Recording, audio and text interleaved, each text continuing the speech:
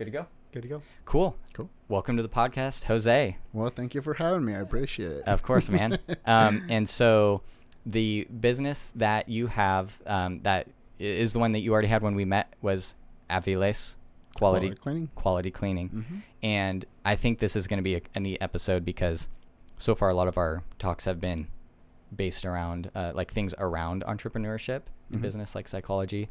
And I kind of am impressed with how you built a cleaning business, and the way you talk about it is like, well, it kind of just like runs itself, which implies that you were able to build a functioning system and then let it run with like, I don't know. I don't know how much work it takes to keep it maintained, but it seems like you are able to focus on other things now, and you have like a money-making machine, if you will. And to me, that's glorious, and that's the whole damn point for a lot of people when it comes to why they might want to start a business. So you could maybe start with telling us a little bit about like when you decided you might want to start a business, how you decided on cleaning, and then, you know, Sure. I'm super interested in the journey of how you get to the point where you are now. Okay. It is a pretty long story, so I'm going to go ahead and try to keep it to, the basics. Yeah. But my story is a lot different than maybe a lot of business owners out there. I think I've tried sharing my story in the past, and I know that doesn't really resemble a lot with a lot of people because I took a different route. I took the long way around. But basically, the way it started, it was meant to get started as a side hustle, right, to kind of make ends meet. So long story short, I was a company man back in, I think, was it 5 years ago? So 2015, around there. Long story short, I got fired from that company. It was a really bad situation. I was one of those company guys that was just there and day out, day in, just working. And I moved up the ladder fairly quickly, and people around me didn't like it. Long story short, basically I got fired for something that was very unnecessary. Right. And it kind of broke me inside a little bit because at the time, my girlfriend at the time was pregnant.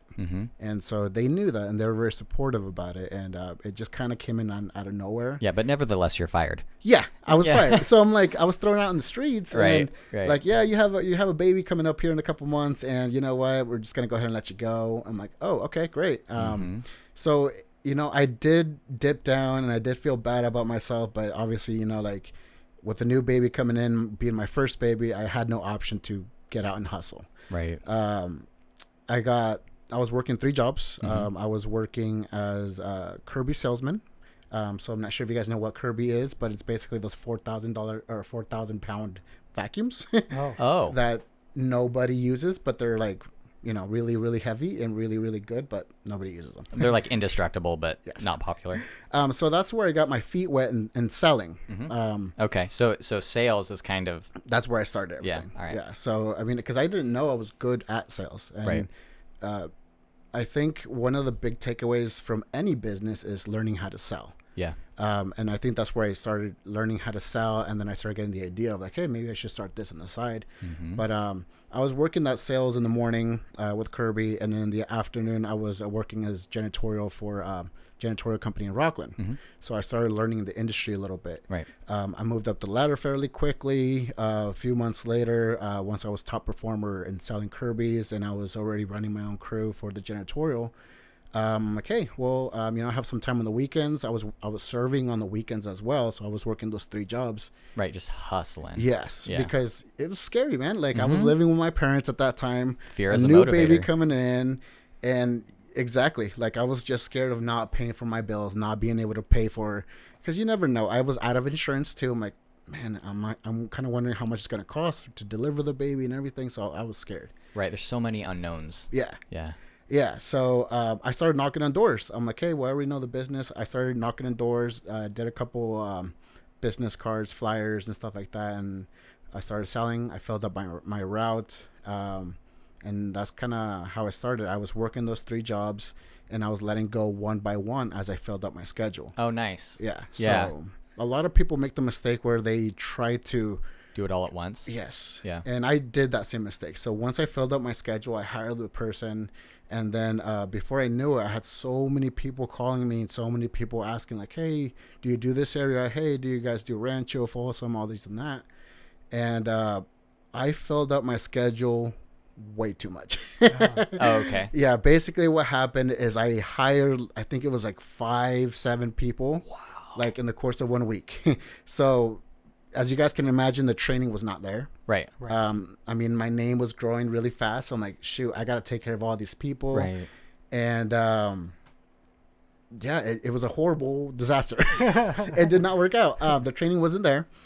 So basically we lost a lot of clients from that first time around.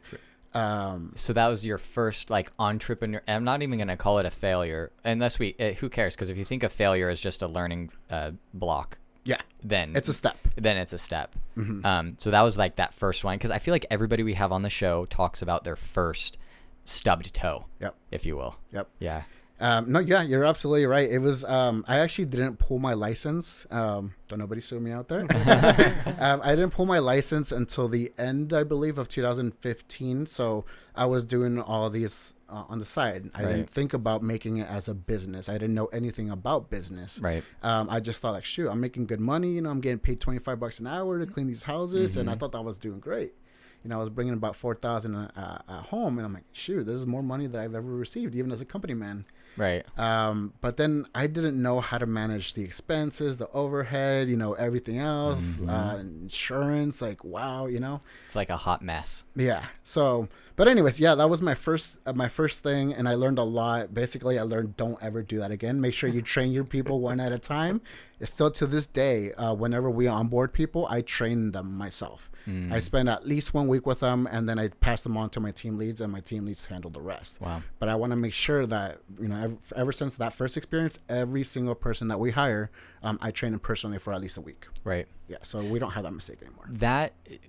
It's really incredible, like how fast you learned and then readjusted and then reapplied. Yeah. Yeah. Because you're right. Actually, I feel like by the time I met you initially, you were already like a systems thinker. Yeah. Does that make sense? Yes. Like you were already very like, look, I don't go into anything without a plan. Yeah. Yep. And like that wasn't like phase 1, Jose. That was like phase 2 or 3, Jose. Yep. That was like phase 3. Yeah.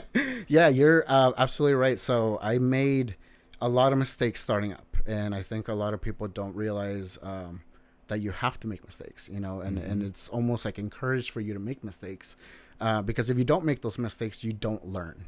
And it does take, in my opinion, to be an entrepreneur or a business owner, you have to be willing to take risks that other people are not willing to take. If you take small increments, you're never going to get anywhere. It's going to take you years and years. So you encourage big bites. Yes. Take big bites, make mistakes, adjust it, come back, analyze the data, and then make adjustments from there. But yeah, basically I lost all those clients. Going back to the story, I lost all those clients, and then I basically had to restart again. Right. So I restarted, I rebranded, and I started with myself and basically my top 2 recruits, and we started all over again. We started putting systems in, putting in schedules, putting in clean checklist. So we did everything. We went back, we fixed everything. We try to systematize how do we actually clean a house, where do you start, you know, what areas to look at, what areas are actually important to people. Right. A lot of people try to nitpick on the little things, Right. but you really need to focus on what your customer wants. Every customer is different. But this is more specifically for house cleaning. And that's where I got started. Nowadays, we don't do any house cleaning at all. Unless it's all commercial. Yeah. Yeah. It's all commercial. It's all medical offices, veteran offices, stuff like that. I mean, the fact that the beginning of the story started in 2015, that was only 5 years ago. And it's like, I've already heard a journey. And that's, and I can see that as you're recounting like what you went through, making those adjustments, it's like you went from like, hey, let's do this, crash and burn. And then you refused to let that deter you. And then you started looking and just squishing bugs everywhere. And you're like, nope, bad. That's bad. Bad growth. That's rotten. That's cancer. Get rid of that. Just start chopping it off. And it's like, I think it takes a certain mindset to be able to do that, because people will get stuck in the lost cause fallacy, being like, well, I invested all this time and then it didn't work out. Mm. So like how do I move forward with this loss? And it's like, you just stop looking at it. Mm-hmm. Stop looking at the loss and start looking at how you can push it, the system forward. Yeah. Yeah. I mean, that's a lot of growth in 5 years, and then to graduate out of residential altogether, Mm-hmm.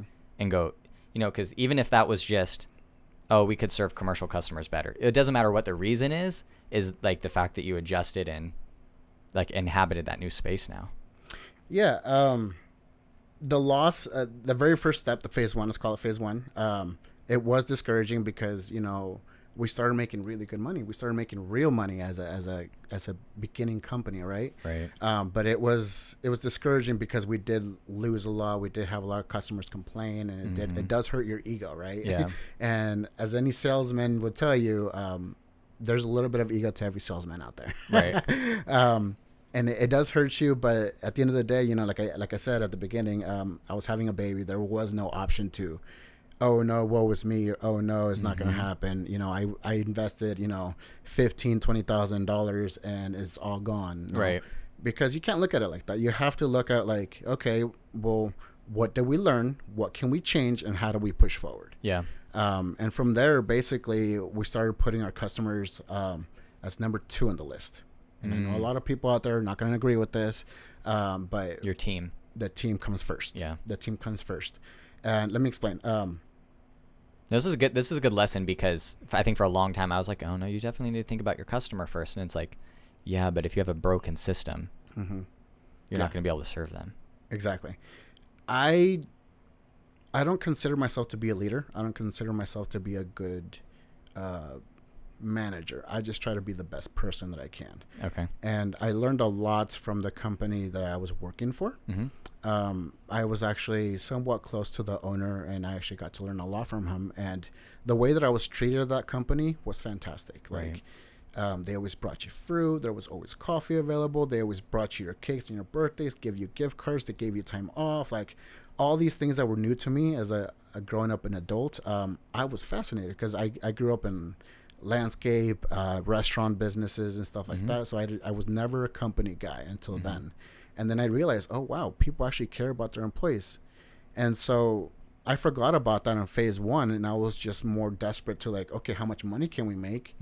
Rather than focusing on my employees, because going back to the employees part, it's the way I see it is if you take care of your employees will take care of you. Right. But you have to invest the time with them. You have to let them know that you care, that you're there for them, that if they need something, if they need a day off, they need to go pick up their kids early, they need to take a day off to go ahead and take them to the doctors, or, they need a pay increase. You have to talk to your employees, get to know them a little bit, don't get super personal into their lives.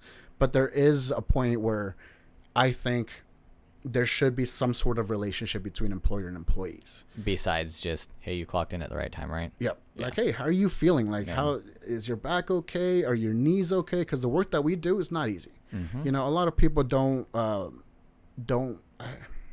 appreciate the work that we do. Sure.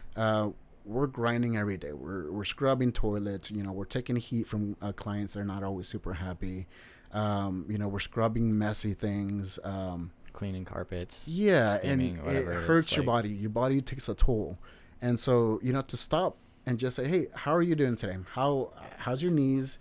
What kind of equipment do you have? Is it worn? Do I need to buy you something new? Because the way I see it is you can only perform the job as well as the tools you have available to you as well. Okay. So, and if you have crap tools from Dollar Tree, they're going to constantly break and do triple the amount of work.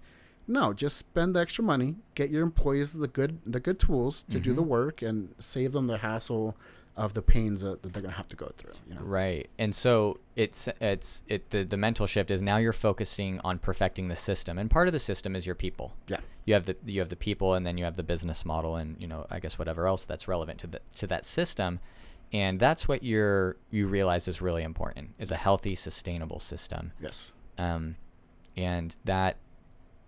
I think actually thinking in systems is not natural to everybody. And I think for some people we have to learn it. Yeah. I think I'm probably one of those people that, yeah, cool, you have these fun ideas, but how are you making a system out of it that's repeatable. You know what I mean? Mm-hmm. Like I could stand up in a podcast any kind of time or place, and it's okay. You recorded something, but to systematize this and to have a reoccurring schedule when guests show up, is, and then like a scheduled release date, and everything's planned out, and it's a system.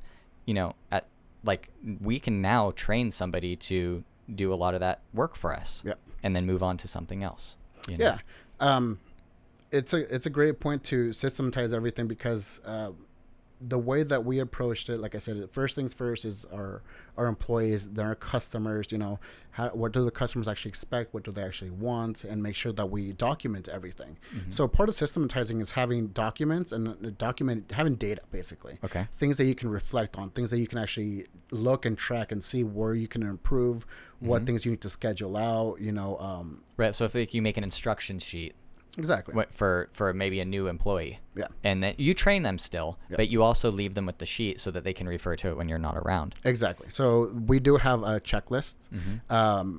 Obviously, people graduate from that fairly quickly. You know, within 2 weeks, they memorize the checklist. Right. But even then, as soon as they get back to the office, they got to check off everything to make sure that everything is done. Right. But in systematizing, the biggest thing is having a calendar and sticking to a schedule. It's very, very easy to lose track, and especially right now, nowadays, people are working from home. It's very easy to lose track of where your day is supposed to be, you know, where you're supposed to spend your time. And a big part of me scheduling things out and having things systematized is having a schedule. And so from the moment that I wake up to the moment that I clock out at the end of the day, or until my fiance tells me to stop working. Yeah, I know how that is. I don't have a stop clock. I can keep working there, you know, along my... Right, because it's relative to the next notch or goal or what item on the calendar. Yeah, because your list never ends, you know, and we have to realize this as entrepreneurs, is that there's always something to do, or there's something to improve, or there's something to learn. You know, I learned all of this through podcasts, through books, through YouTubes. Those are basically my 3 learning platforms. Yeah, self-education. Yeah. So, I mean, nobody really taught me anything. So I learned all these things as I went. So let's just say phase 1 was like a long 2 years. Okay. Yeah. Yeah. Because the first 2 years, I definitely wasted a lot of time. And then at the end of year 2, when I actually started learning the business and how, you know, profit margins work and how the actual insurances work and all of that good stuff, what jobs I can actually apply for, and if it makes more sense for me to stay in residential or if it makes sense to stay commercial, you know, you start analyzing all those things, but you can't make moves forward unless you know where you're at. And part of that is having a calendar and being able to take in data so you can go ahead and, you know, look at those things and keep pushing forward. Yeah. And it also makes me think of knowing what's a reasonable action to take. You know, okay, we want to move on to offering this cleaning service in the commercial space that we didn't offer before. How long should it take us to be able to stand that up? And it's like, sometimes that's hard, but at least if you have your calendar already filled out, you're like, well, look, we're already responsible for doing all this. And now you have like if you had nothing else to do, it might take you a month. But given that you still have everything else to do, it might take you 2 months or 3. You know, it's just so useful to have it all written down on a time frame. Yeah. And when you do have projects like that, you want to go ahead and extend them over a period of time. Don't pressure yourself so much to a tight time schedule, because that's where mistakes happen. You want to leave yourself a little bit of buffer in there so you can double check things before you actually implement things. So part of it too is, you know, don't spend so much time on there, because at the same time you want to get things out there. You know, let me give you an example. Like, don't put it out too far. Yeah. You know, throw it out there, see what how the public reacts. You know, like kind of like building software, right? There's always software 0.1 or 1.0 or whatever it is, 2.0 testing phases. Exactly. You want to throw 1.0 out there. You know, within a reasonable amount of time. Don't spend a whole year. Don't spend 6 months trying to create something perfect. Make it a little bit, not perfect. Just throw it out there, see what the public thinks of it, and if they react well and reviews are great, then you keep pushing forward there, and if they don't, then you readjust. Now, in your cleaning business, are you the basically what would be the equivalent of like the CEO? Yeah. And so you don't have, like, Charlie and I are partners. You don't have like an equivalent person to like bounce off of. Like you're making all the calls, right? Yeah. Yeah. See, that's savage to me. So because it really is, because like I could see how it's possible, but I could also see how it would be scary. Like I can lean on Charlie. The way we divvy it up is like, well, what are your strengths? What are mine? Mm-hmm. And let's generally stay in our lanes and work together. But I would imagine if I was doing it all myself, like the ridiculous mistakes I would make. You know what I mean? Because like I can always just check with him. Hey, what do you think of this? Generally good, except for this. Mm-hmm. Oh, okay. Well, maybe we should take that into account. You know. So, at this point, it sounds like you've built up a lot of confidence. Mm-hmm. In making these decisions yourself. Like, do you feel that confidence compared to, a few years ago? I would say I feel a lot more confident in making choices nowadays than a couple years back. Right. Back then, like I said, I was very uneducated. Mm-hmm. So I didn't have I was just shooting darts in the dark, just mm-hmm. hoping that one of them would stick. I'm like, I'm going to offer this, I'm going to offer that, I'm going to offer whatever they need cleaned, I'll do it, and mm-hmm. just hoping that something would work. But nowadays, now that I've made those mistakes, I can confidently say, like, okay, I know what to expect if I'm going to release a new service, right? Like, mm-hmm. so right now we're trying to get into the window game and try to focus a little bit more on our power washing. Power washing is one of those things that not a lot of people market out there, mm-hmm. but it's very much needed. But I know that what the mistakes that I made in the past and the things that I've learned while educating myself, YouTube's books and everything else, mm-hmm. I know what to expect, and I know what areas to target, and I know how to target, specific audiences that mm-hmm. need those services. But yes, I have built up that confidence because of the mistakes I've made. Yeah, it seems natural that it would be that way. And so, okay, so currently you're working on launching like power washing, yeah, as an additional service, and I like the fact that you've kind of locked things down to where you're like, okay, we're a commercial business service, mm-hmm. Cleaning service, and from that base and that foundation, which seems strong and healthy, it really frees you up appropriately to launch a new product line. Mm-hmm. And you have your audience that it's relevant to because you're already serving them. Mm-hmm. What are the other how can I serve you more? Mm-hmm. It just seems like a sustainable formula. It's like, why wouldn't you be confident in launching that? Yeah. You also have to be careful though, because there's some people out there, other cleaners out there that made the same mistake that I did, where they try to service everyone mm-hmm. with every service that they can. Mm-hmm. But that's not really the way the market works. The mm-hmm. market, I wouldn't say that you have to necessarily niche down to, let's just say, commercial or residential. Right. It's more like when you do release a new service, make sure you do your homework before, mm-hmm. and then too, like, release them slowly. It's kind of like releasing Apple, right? Mm-hmm. Apple has a bunch of different products. They're no longer just computers, right? They release cell phones, watches, this, that, and the other, right. But they do it over a period of time. Mm-hmm. And one of the reasons why they do that too is because they don't want to overwhelm their audience and give them so many options that they don't know what to choose, or it's like hurting the sheep. I mean, I don't mean to call Apple users sheep, but yeah, it's kind of funny though. It's like kind of what they do. Like you're going to get this. This is the product. This is the iPhone. Like, but yeah, so we do roll out our services a little bit slowly, but again, it's with a purpose. Mm-hmm. We do have trials. So before we actually launch the power washing and everything else, we do ask our customers that we already have, like, hey, we'll give you a super great discount, 50% off if you allow us to basically train on your pavement or whatever it is that you guys have. Right. So we do all those trials beforehand and then release it to the market, so that way we know what we're going to expect. That's actually really smart.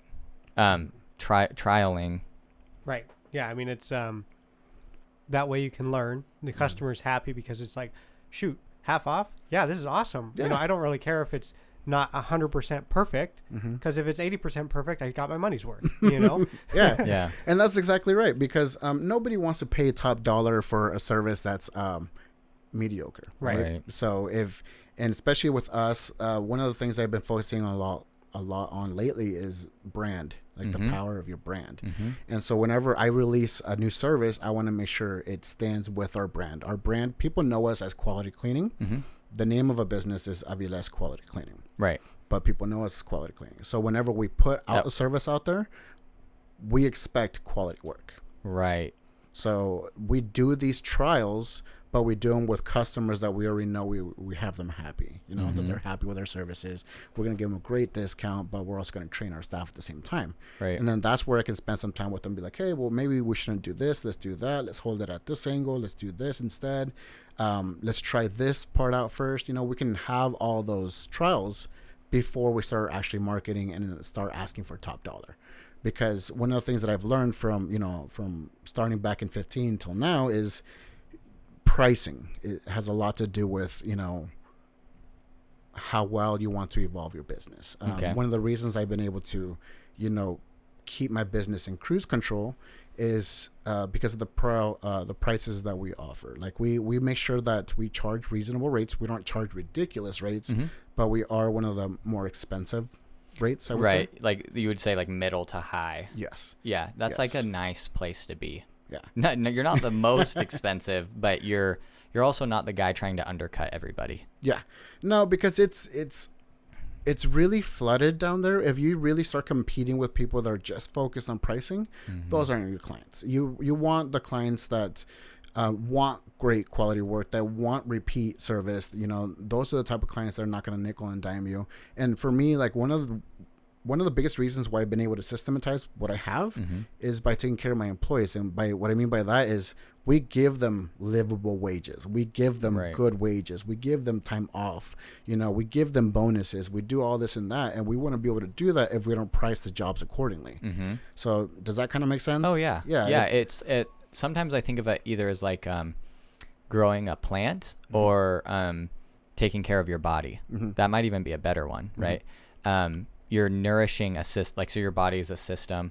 You know, it needs water, it needs nutrients, food, it needs a certain number of calories. You can't leave it out in the sun too long. You can't sit in the water too long. Like you really have to like take care of your body, you know. And I would think about employees, you know. This is just kind of like a play on words, but it's like a body of people, and you need to, you know, cater to their the mental, their economic, their and take care of it, and it'll be healthy, and that's the idea. You know, so that's really great. And I know, so I think this might be a good moment to shift and say like, okay, you're pretty much like an experienced player with your cleaning business, and it's something that you're confident with. You feel like you have really good control over, and I know recently you started helping separate as a completely separate effort. You started helping people because of the pandemic with getting jobs. So that's a whole different line of business and work, but I thought I'd bring it up because cool, you just told the story of how you built this business system, and it's great, and now you can move on to something else that is potentially maybe fulfills your heart in a certain way that you know, just running a business doesn't. Right. So the cleaning business has been very good to me. It's for the longest time I didn't want to keep it as a business because I've always wanted to do more with my life. I've always wanted to serve and help people. It's always been a thing for me. I remember when I was in college, I was thinking about becoming a social worker. I was thinking about becoming a teacher, you know, things to actually help people. I did volunteer at a couple things, you know, when I was in high school, and I like helping people. But with the janitorial business, well, you're helping people and they're helping you, but it's more of a tool The business itself is a tool. Yep. It's a tool to help your clients get a clean facility, and it's a tool to help you have a living. Right. But it's not like a heart filling right. venture. It's like, okay, like it's a business. It's a practical service. Yes. Yeah. So to get back to, I guess your question is more like, I learned that in order for me to get to the next step, which is what I'm trying to do now, is I had to really learn how to treat that side gig as a business and basically put it in cruise control so I can continue to focus on what I really want to do. And where you really want to go. Yeah. So and do you think the big pull factor, like what's really pulling you towards that, is helping people, that service that you speak of? Like, is that kind of like where the whole inspirational part of helping the recruiting, okay, helping people, or like, are you moving? I should just ask, actually. I shouldn't assume. Like, are you still pushing forward with like setting up the recruiting thing? Yeah. So it's Apex Recruitment Solutions, Right. And yes, basically it's a recruiting company that we're basically just trying to help people get jobs. A lot of people were laid off because of the COVID or rioting or everything else, right? And so we're just here to kind of help people get back employed. Right. And that's a pretty noble thing. Like, that's like, well, it's been cool because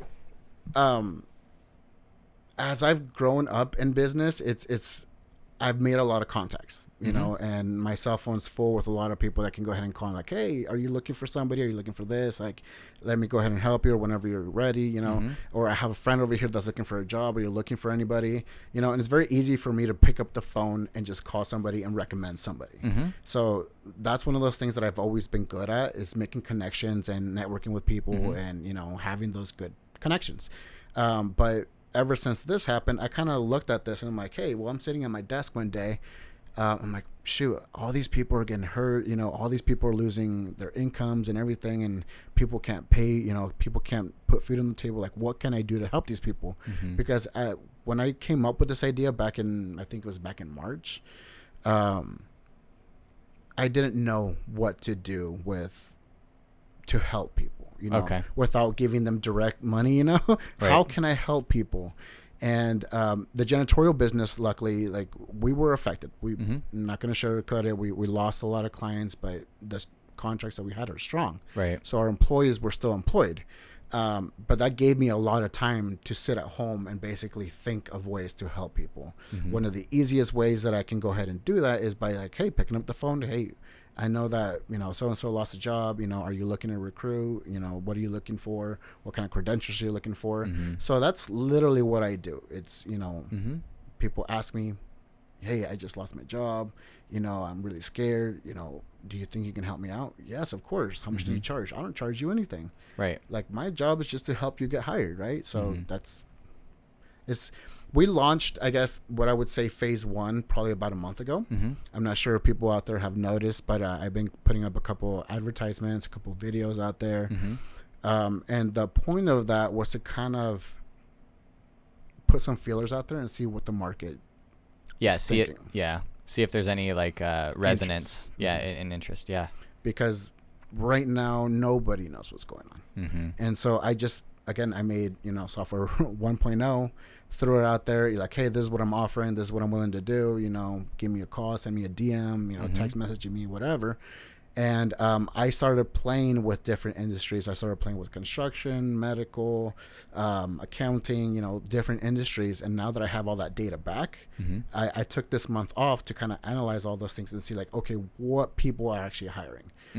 What industry laid off the most people, and I kind of make decisions from there. And right now I'm in that phase where I'm just trying to figure out, do I really want to focus on this? Do I want to target all of them, or what do I right? want to Can do? you actually help more people if you focus on a specific industry? Maybe maybe that's true, maybe it's not, but you're figuring that out. So that's awesome. And it's so interesting that it's just like your hunger for more. It's like, cool, like, stumbled with version 1 of the cleaning business, resurrected it, rebuilt it, got it on cruise control because it works now. And then now it's like, well, I'm still hungry. So but I have like a hunger for helping more people. Mhm. And so let's do, set up a recruiting, Yep. business or system, so that's awesome. And, it's a really good story. And actually, I think you did a good job at telling it. Thank you. Yeah, it hasn't been easy, and I know that we have a limited amount of time here, but it's a lot of work. Just for anybody out there that's thinking about starting a business, it's not as simple as, you know what, I'm gonna go ahead and put a name on this and just call it a business. You got it. That happened last time, I feel Got like. him. There you go. It takes a lot of work, and you can't give up very easy. You have to have thick skin, because at the end of the day, people will try to knock you off, period. Once you get to a certain point, people start targeting you for different things, no matter what. Either You're talking about haters?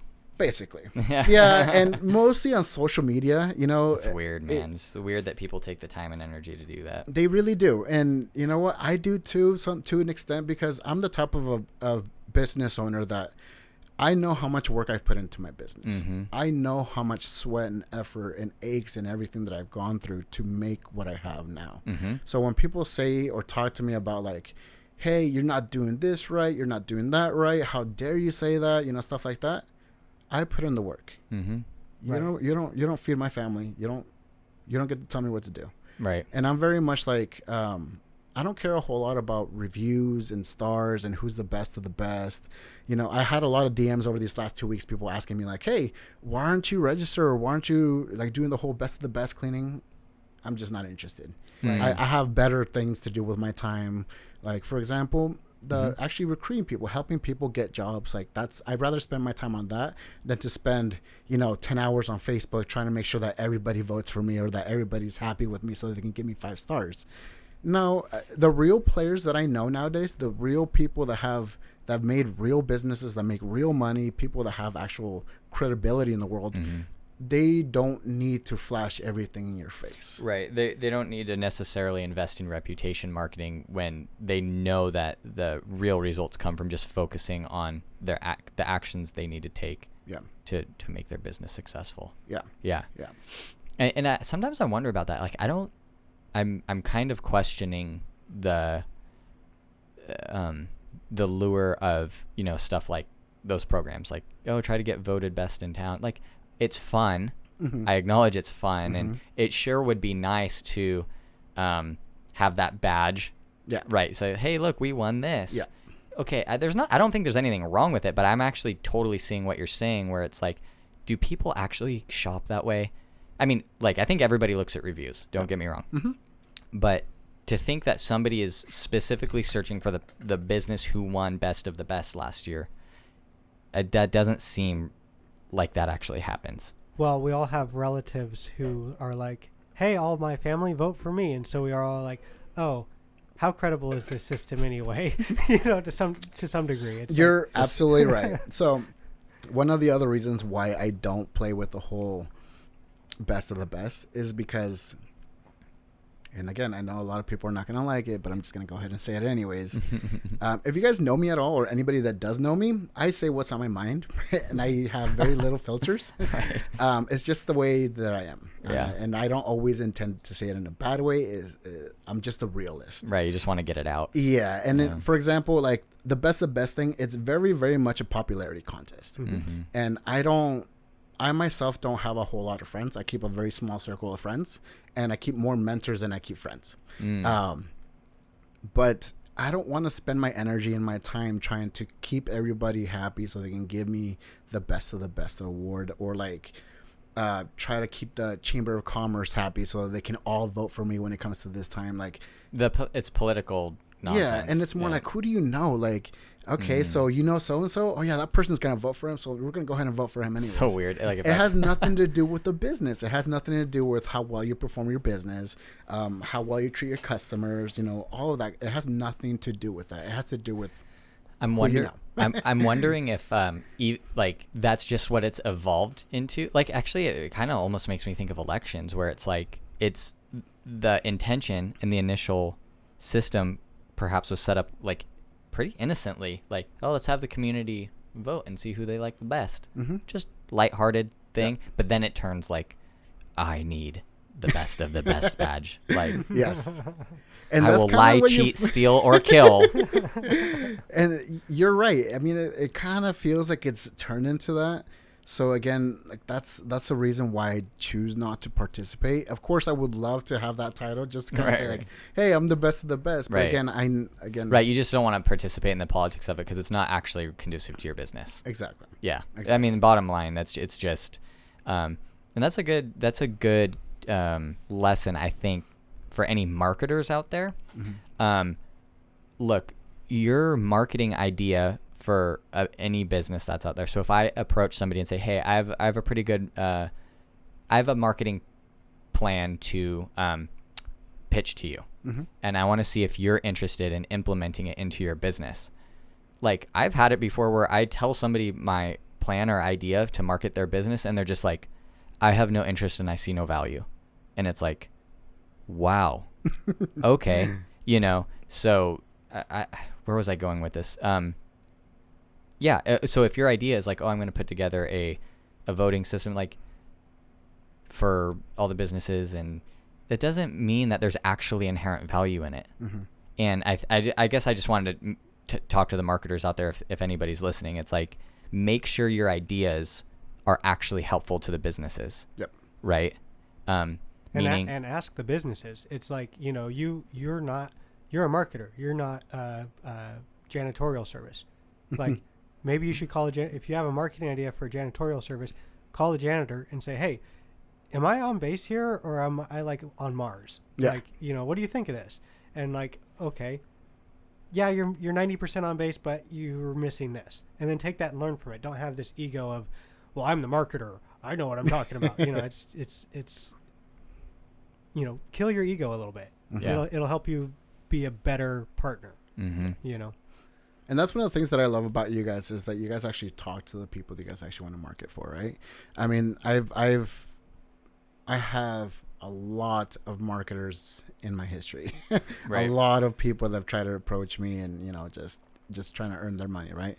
But for the longest time, I lost a lot of faith in marketers because a lot of what they do is promise, and they never come through. Mm-hmm. Or the other side of that too is like they promise, but they don't know anything about your industry. Mm-hmm. They're like, "Well, we don't need to know your industry because we just look at the data. We just throw the." Well, okay, let's back up for a second. Mm-hmm. How about you get to know our industry a little bit? Who we're serving first of all. What areas we're trying to target. And then you go ahead and start investing money into your advertisement. One of the things that I love about you guys is that you guys actually take the time to go ahead and talk to us and like, "Hey, what do you guys need? What kind of services do you guys do?" And, like, you guys ask the questions. Right. Other people do not. So It I love seems that about you guys. thank you, by the way. That's really nice to put that out there for us. And it seems impossible to be a marketing company if you're not asking those questions. I'm not sure how one would move forward, and maybe it's a numbers game and they just approach so many people and then enough of them will say yes. Mm-hmm. But I don't have that's not at all how I want to operate, and I don't have the time for that. You know what I mean? So how do you guys approach it then? So if you guys were approaching me as a janitorial company, how would you guys approach it? So I would have to first, so I keep my eyes open a lot. So there's a lot of, I'm kind of always the way I think about it is I'm always looking out for people. So, and I'm just a nerd.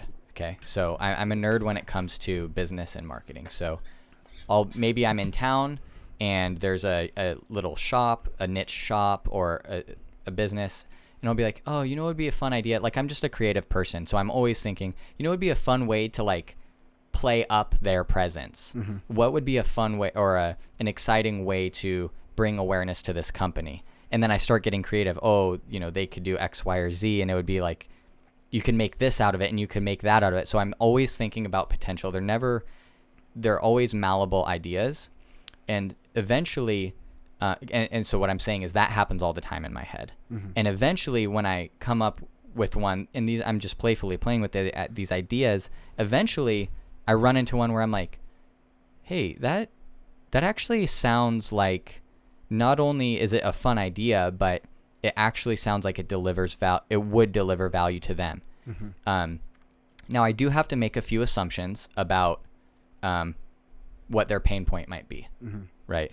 And then what I was, hey, Charlie, so I'll bounce it off him, and I'll be like, I just thought of this idea for this client. Does it sound like it might check out? And he goes, sure, or no, like I'm not sure that you're on base, or you know what, that's 90% good. It's maybe worth giving him a call. So then I have an offer of value, and then I just call him up and just be like, hey, I'm Cody, with Auburn Business Ventures. We're a local marketing company. We do this. I noticed X, Y, and Z, and I thought you might be interested in partaking in that. And then if it's, I'm not interested, or I'm having trouble seeing the value and why I should be interested. Well, those are two different answers, by the way. I'm not interested is like, don't bother me right now. Right. Fine. I'm having trouble seeing the value. I can work with that. And then I can explain why I think it's valuable. And then if they say, no, you're just not on base, I'll say, okay, well, thanks for your time, and maybe I'll have to reevaluate. But essentially it's always actually trying to act in their best interest to come up with a valuable offer. Yep. So that might be like a way to approach it, other than people being referred to us, obviously. Right. Right. And then with the referral, it's like, can we get on the phone with you and like get a feel for what you want? Like you sent us an email that's kind of, we have some questions about this. What are you actually looking for? What's your purpose? Oh, you just want like activity? Okay, that's one thing. Oh, you actually want this goal? Okay, that's another thing. It's all, what are you actually looking for will determine what we're going to do for you. Yeah. Right. And a lot of time the people know what the end result is that they want, but they don't know how to get there. And if they're open enough to working with us, and that seems to be a good formula. We'll probably be launching some campaigns soon. Okay. And I think it'll be a good time to do it because we'll have most of season 1 of the podcast done. And so we'll be able to run ads against the podcast just as brand awareness and to get traffic and downloads. Like I want people to listen, right? But I have to create awareness. So I'll probably run ads against that.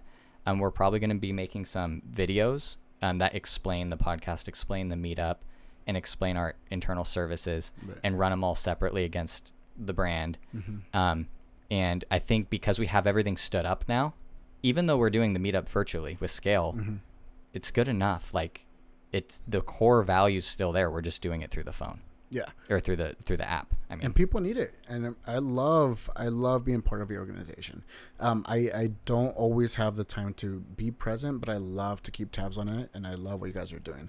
Not a lot of people are doing the networking thing right now. And what they do in terms of networking, they just hang out at Zoom or they go to, Google Meet or stuff like that. But they don't have any actual deep conversations with somebody else. And then like, for example, in the last meetup that we did virtually, we used Scale. And Scale was awesome because it allows you to kind of talk with somebody else almost in a private chat room, right? And you get to talk to that person individually and kind of get to like know them instead of just being a number with a bunch of other people. Yeah. Exactly. Yeah, you're not just a smiling square. Exactly. Yeah. So that's one of the things that I loved about what you guys are doing is that you guys are still keeping this very personable and like very much like getting to know the other person. So I love that. So again, thank you guys for, keeping all this together because as you guys know, a lot of people they've been at home, all they see is 4 walls and their kids. And we need that, that we need to talk with people. We need to socialize. Yeah. And you guys are offering that, and I love it. I love being part of your organization. So thank you. That's awesome, man. The participation is when it's possible. Of course, you're busy, but every time anybody joins us in a meetup, decides that I'll be on your podcast, like that fills our hearts too. Like we're helping each other, and our mission is to foster local entrepreneurship. And when people plug into that and see that it's a genuine effort, and not just a branding shell. It is our brand, but it's not just something we stood up. It's like, no, this is really what we want. This is really what we stand for. Like long term, this is what's going to happen. Yep. And it makes us feel great, man. So I think that's a good place to end. Okay. So thanks for coming on the show. How can anybody find your cleaning business if they have some commercial space that they need some cleaning done? Sure. You can always look us up on Facebook. It's under Aviles Quality Cleaning, or you guys can just literally look up Quality Cleaning, and we'll probably show up at the top. Again, that's where most of our customers know us, as Quality Cleaning. So, best place to find us, like I said, it's probably on Facebook. Website, we are under construction, so it's probably not up to date. If you guys are looking to get hired, or you guys looking for jobs, look up Apex Recruitment Solutions. That's also on Facebook as well. And again, our goal is to just help people get employed. So just reach out to us. Don't be shy. We know a lot of people are struggling out there, and if you guys need the help, this guy's willing to help. So just give me a call, send me a That's right. DM, send me a text. I'm always out to help as long as people ask for it. So just go ahead and send us a DM. Hit them up. Yep. Cool, man. Thanks, fist bump. Appreciate it, guys. Yeah. Have a good one. Nailed it. That was a good one.